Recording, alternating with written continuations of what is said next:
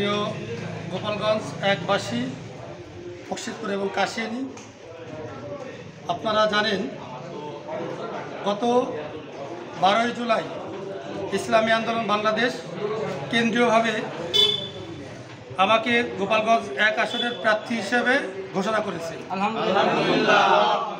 সেই সূত্র ধরে 12 তারিখের পরেই বকশিতপুরের বিভিন্ন জায়গায় আমরা সাধারণ মানুষের কাছে এই তথ্যটাই জানাচ্ছি, আগামী নির্বাচন হাত পাখার নির্বাচন এবং এই নির্বাচন উপলক্ষে আমাদের বকশিতপুর এবং কাশিয়ানীর প্রত্যেকটা ওয়ার্ডে আমরা গণসংযোগ চালিয়ে যাচ্ছি। তারই ধারাবাহিকতায় আজকে আমরা বকশিতপুরের সকল ইসলামী আন্দোলন, মুজাহিদ কমিটি সহ সকল সহযোগী সংগঠনের ইউনিয়ন সভাপতি, সেক্রেটারি এবং সাংগঠনিক সম্পাদকদেরকে ডেকেছিলাম। আজকে আমাদের বকশিতপুরের প্রোগ্রামটা খুব স্বতঃস্ফূর্তভাবে অনুষ্ঠিত হয়েছে।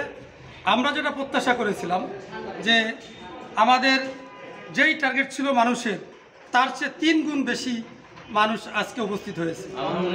আমরা বিশ্বাস করি আগামী যে কোনো নির্বাচনে আমরা যেখানেই যাচ্ছি, আমরা যেই প্রত্যাশা করছি, সাধারণ মানুষের সাথে কথা বলছি যে আগামী নির্বাচনে এই বকশিতপুর এবং কাশিয়ানীতে হাত পাখার ব্যাপক একটা জোয়ার তৈরি হয়েছে এবং এই জোয়ার আমরা যদি এটা অব্যাহত রাখতে পারি, আমি দৃঢ়ভাবে বলতে পারি পীর সাহেব চরমনাইকে আগামী ত্রয়োদশ জাতীয় সংসদ নির্বাচনে হাত পাখার এই আসনকে পীর সাহেব চরমনাই হুজুরকে আমি উপহার দিব।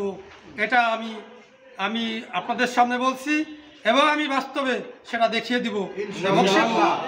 বকশিতপুর এবং কাশিয়ানী এটা হাত পাখার ঘাঁটি। এখানে পতিত সরকার চলে যাওয়ার পর এখানে অন্য কোনো দলের সেরকম কার্যক্রম আমরা লক্ষ্য করি নাই।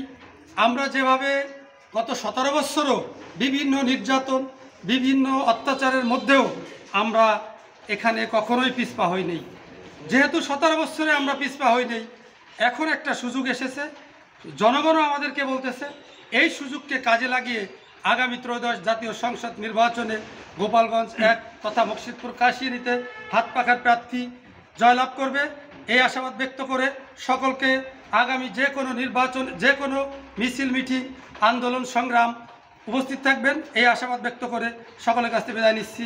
আসসালামু আলাইকুম ওয়া রাহমাতুল্লাহি ওয়া বারাকাতুহু।